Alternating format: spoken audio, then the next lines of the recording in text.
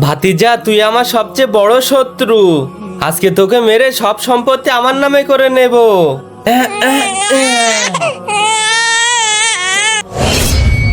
এবার তোকে খালি পুঁতে ধুয়ে আসবো, তারপরে সব সম্পত্তি এবার আমার। ভম ভম ভম কি হ্যাঁ, এইখানেই পুঁতে ধুয়ে যাব। দেখ কি করি।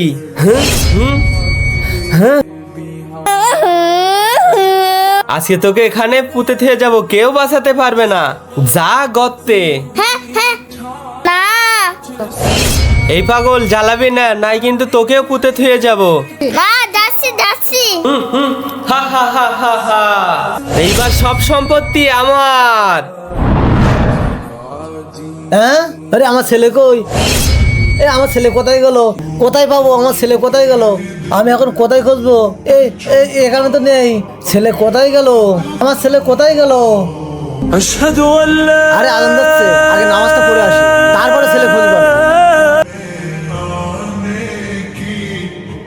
হে আল্লাহ, তুমি আর বাচ্চাকে ফিরিয়ে দাও। আরে আমার ছেলে কোথায় ছিলি এতক্ষণ? হ্যাঁ, আমাকে একটা কিছু করতে হবে।